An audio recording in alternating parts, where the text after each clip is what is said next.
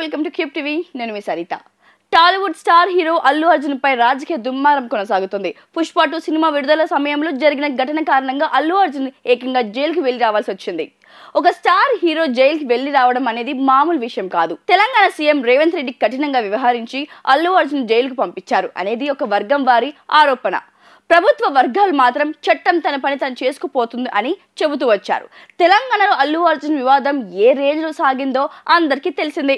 అధికార కాంగ్రెస్ పార్టీ, ప్రతిపక్ష BRS party పెద్ద ఎత్తున ఈ విషయంపై విమర్శలు చేసుకున్నాయి. సీఎం రేవంత్ రెడ్డి పేరును మర్చిపోయిన కారణంగానే అల్లు అర్జున్ జైలుకి వేశారు అంటూ మాజీ మంత్రి బీఆర్ఎస్ నేత కేటీఆర్ పలు సందర్భాల్లో వ్యాఖ్యానించారు.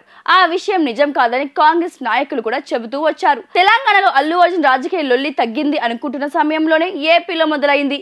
ఇటీవల ఏపీ వైద్య ఆరోగ్య శాఖ మంత్రి సత్యకుమార్ ఒక కార్యక్రమంలో మాట్లాడుతూ అల్లు అర్జున్ నటించిన పుష్ప సినిమాపై విమర్శలు చేశారు.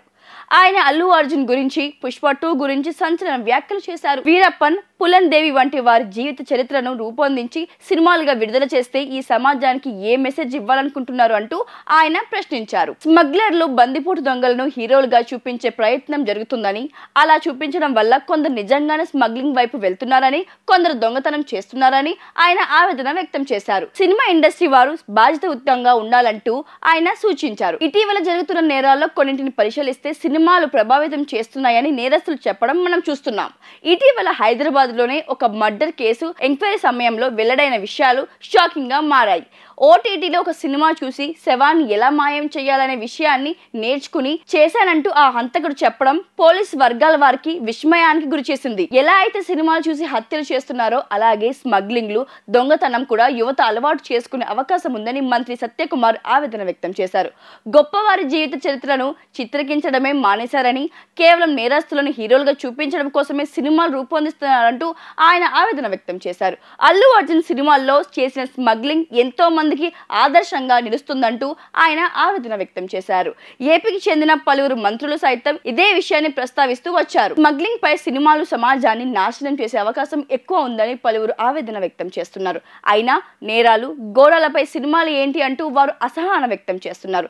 ఇప్పుడు మంత్రి సత్యకుమార్ కూడా ఆ జాబితాలో కలవడంతో అల్లు అర్జున్ అభిమానులు ఆవేదన వ్యక్తం చేస్తున్నారు. మొత్తం ప్రభుత్వం అంతా ఇలా అల్లు అర్జున్ పై పడ్డారేంటి అంటూ వారు ఆవేదన వ్యక్తం చేస్తున్నారు. తెలుగు సినిమా ఖ్యాతిని ఎక్కడికో తీసుకువెళ్లిన అల్లు అర్జున్ పై ఇలాంటి విమర్శలు రావడం ఏంటో అంటూ కొందరు ఆవేదన వ్యక్తం చేస్తున్నారు. తెలుగు సినిమా ఇండస్ట్రీ నుండి మొట్టమొదటి జాతీయ అవార్డు సొంతం చేసుకున్న అల్లు అర్జున్ ని అభినందించాల్సింది పోయి ఇలా విమర్శిస్తారు ఏంటి అంటూ మరికొందరు అభిమానులు ఆవేదన వ్యక్తం చేస్తున్నారు. అల్లు అర్జున్ పై ముందు కూడా ఇలాగే విమర్శలు, నెగిటివిటీ కంటిన్యూ అయితే ఆయన సినిమాలు ప్రభావితం అయ్యే అవకాశాలు ఉంటాయంటూ కొందరు ఆవేదన వ్యక్తం చేస్తున్నారు. ప్రస్తుతం అల్లు అర్జున్ తన తదుపరి సినిమాను త్రివిక్రమ్ దర్శకత్వంలో చేసేందుకు గాను రెడీ అవుతున్నారు. ఇదే సమయంలో ఆయన తమిళ దర్శకుడు అట్లీ దర్శకత్వంలోనూ ఒక సినిమా చేసేందుకు ఇటీవల కథను కూడా విన్నట్లు తెలుస్తోంది.